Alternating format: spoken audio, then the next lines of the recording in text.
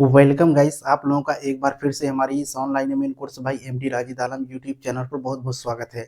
आज का वीडियो बहुत ही महत्वपूर्ण होने वाला है क्योंकि आज के इस वीडियो में हम आपसे बात करेंगे जमीन का दाखिल खारिज करने से पहले कुछ बातें हैं उसको ध्यान में रखना बहुत ही जरूरी है।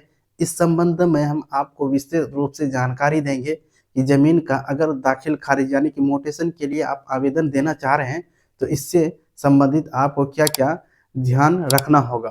तो आप लोगों से एक छोटी सी रिक्वेस्ट है कि यदि आप हमारे इस YouTube चैनल पर पहली बार वीडियो देख रहे हैं तो कृपया करके हमारे इस YouTube चैनल को सब्सक्राइब करके बेल के आइकन को दबा करके नोटिफिकेशन को ऑन कर लीजिए। और आप लोगों से एक छोटी सी दरखास्त है कि वीडियो को शुरू से लेकर के अंत तक बिना स्किप किए हुए देखिए।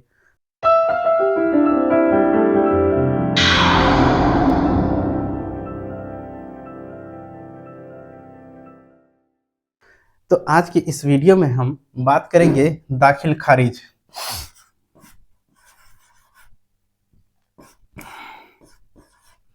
दाखिल खारिज, जी हाँ, आज की इस वीडियो में हम दाखिल खारिज से संबंधित ही बात करेंगे। देखिए इसमें क्या होता है, दाखिल का मतलब होता है का नाम दर्ज करना, खारिज का मतलब होता है हटाना।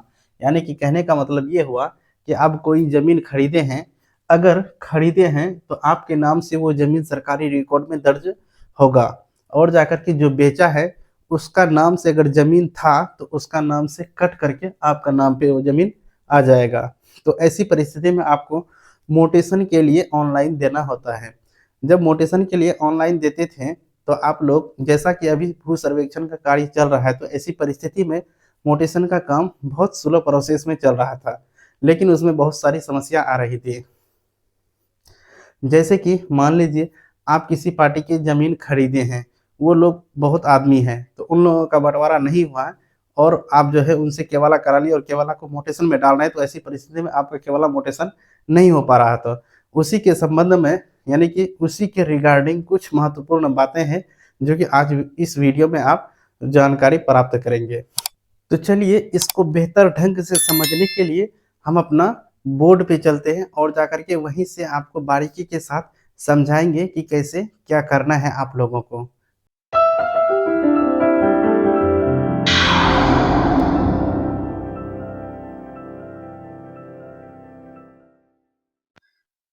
सबसे पहले ध्यान दीजिए आप लोग कि दाखिल खारिज आवेदन करने से पूर्व ध्यान देने वाली कुछ महत्वपूर्ण बातें हैं, इस पे आप लोग ध्यान देंगे। देखिए सबसे पहला पॉइंट क्या है, अगर दाखिल खारिज आवेदन क्रय पत्र के आधार पर किया जा रहा है तो मुख्य जो है 4 पॉइंट हैं, इन पॉइंट को ध्यान में रखिएगा।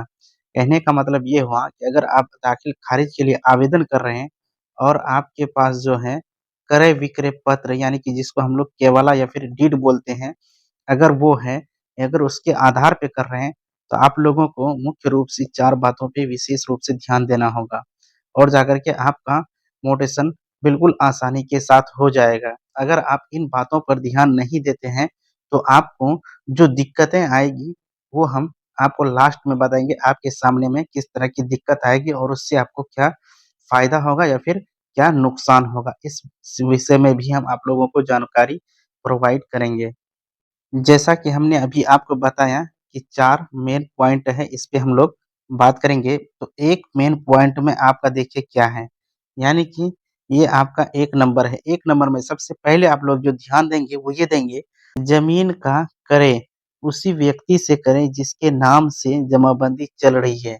कहने का मतलब कि यदि आप ज़मीन खरीदने के लिए चाह रहे हैं, तो आप ज़मीन उस व्यक्ति से खरीदें जिसके नाम से जमाबंदी कायम है।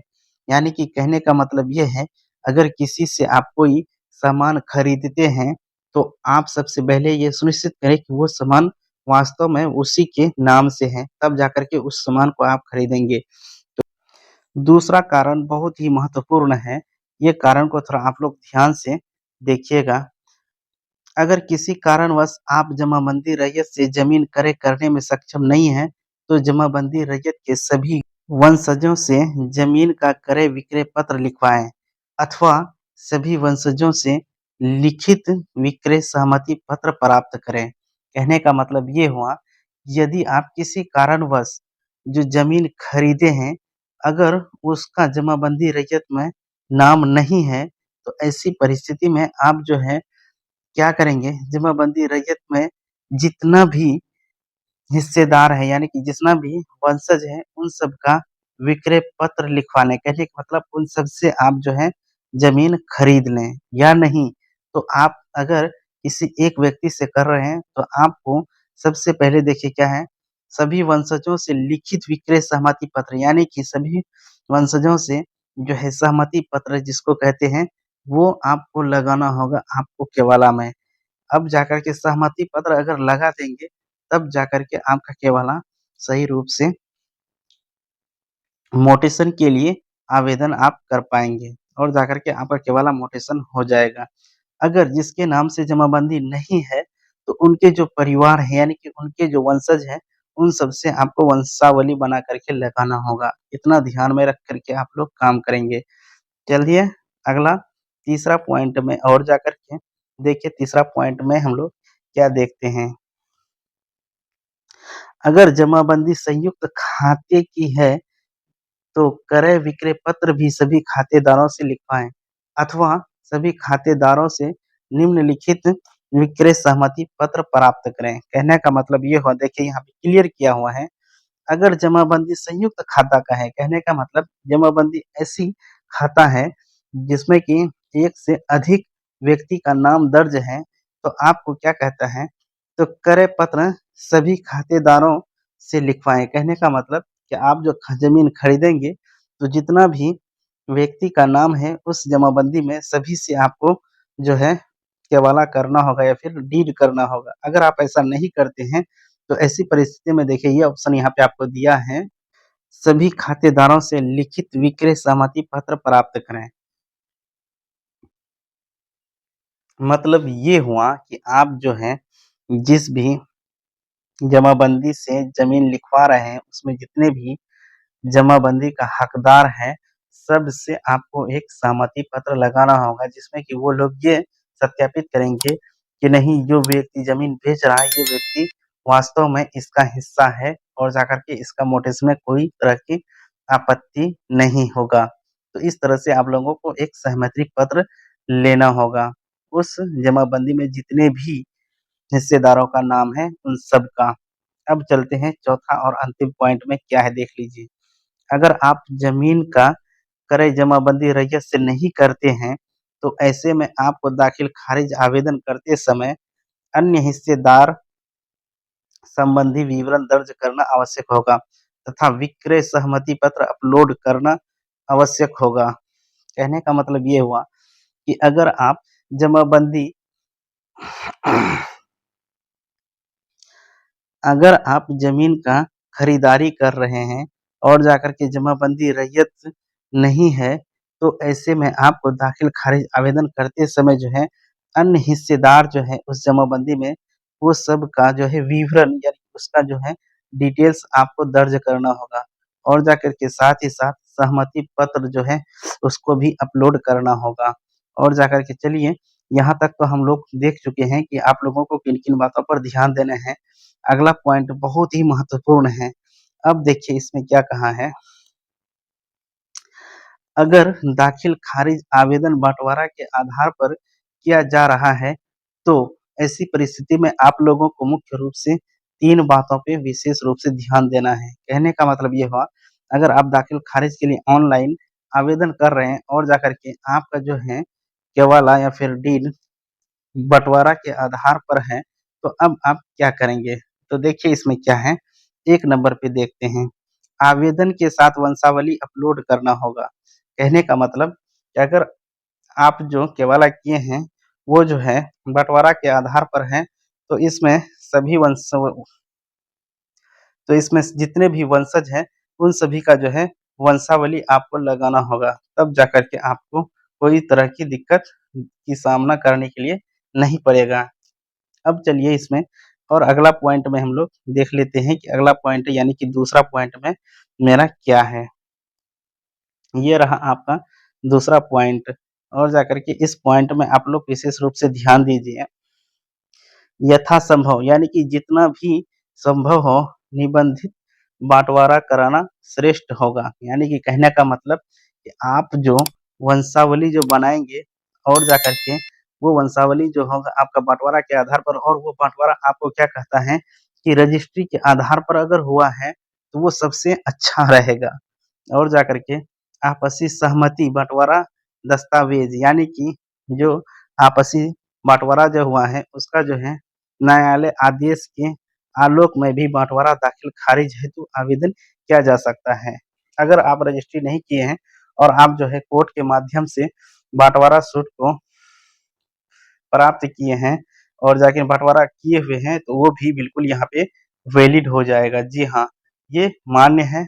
अब चलते हैं तीसरा और अंतिम पॉइंट में क्या है उसको भी जानते हैं।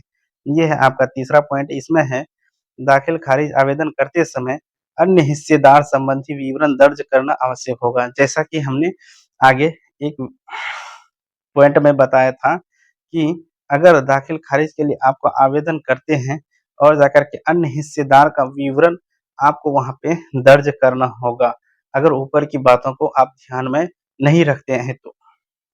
अब चलिए, अब मेन मुद्दा वहाँ पे आकर के फँस जाता है, यदि आप ये सब काम नहीं करते हैं, आप ये सब को अंजाम दिए बिना अगर आप आगे बढ़ते हैं, कहने का मतलब कि वो सब को छोड़ कर के आप दाखिल-खारिज के लिए आवेदन करेंगे, तो अब देखिए आपको बहुत बड़ा जो है समस्या देखने को मिल जाएगा और जाकर के आपको जो है कोर्ट का चक्कर लगाना पड़ सकता है और जाकर के ये कोर्ट का चक्कर बहुत ही खराब होता है। तो इससे बचने के लिए आपको ऊपर जो हम बताए थे, उस पे आपको ध्यान देना होगा। देखिए, उसका नुकसान क्या है? देखिए, इसमें जो है ना, हम आपको बताए थे कि अगर नुकसान है या फ़ायदा है, तो हम आपको यहाँ पे क्लियर कर देते हैं। इसमें नुकसान के सिवाय कुछ नहीं है भैया, आप लोग ये इसको ध्यान में रखिएगा। देखिए नुकसान क्या है? दाखिल-खारिज आवेदन दायर करते समय अगर आपके द्वारा अन्य हिस्सेदार, खातेदार से संबंधित तथ्य गलत अंकित किए गए पाए जाते हैं, तो ऐसे में आपका आवेदन अस्वीकृत किया जा सकता है तथा अग्रेतर कार्रवाई हेतु आपको भूमि सुधार अपसमाहर्ता कार्यालय में अपील दायर कराना होगा। कहने का मतलब ये हुआ कि अगर आप ऊपर के बताए हुए नियम के अनुसार अगर दाखिल-खारिज के ऑनलाइन नहीं करते हैं, तो आपको जो है कहाँ पे, यानी कि अगर आपका मोटेशन अस्वीकृत हो गया, यानी कि जिसको बोलते हैं रिजेक्ट हो गया, तो अब जाकर के रिजेक्ट हो गया तो ऐसी परिस्थिति में आपको जो है एक मुकदमा करना होगा। यानी कि कहने का मतलब ये हुआ कि आपको जो है भूमि सुधार उपसमाहर्ता न्यायालय जो है, यानी कि डीसीएलआर का जो है कोड लगता है, वहाँ पे आपको एक मुकदमा दायर करना होगा और जाकर के उसके माध्यम से आपको अपना मोटेशन कराना होगा, जिसमें कि आपको बहुत ज़्यादा समय लग जाएगा और जाकर के इसमें नुकसान के सिवा कुछ नहीं है। तो इसीलिए आप लोग अगर चाह रहे हैं कि आपका केवाला जल्द से जल्द मोटेशन हो, तो आप लोगों को ऊपर जो हम बताए ये 4 नियम और जाकर के ये 3 नियम, ये सबको ध्यान में रख कर के आप अगर काम करते हैं, अपना आवेदन करते हैं, तो आपका मोटेशन बिल्कुल आसानी के साथ हो जाएगा। तो हम उम्मीद करते हैं कि आप लोगों के लिए ये वीडियो काफ़ी मददगार साबित होगा। तो चलिए आज का वीडियो हम यहीं पर समाप्त करते हैं, मिलते हैं अगला वीडियो में, तब तक के लिए जय हिंद।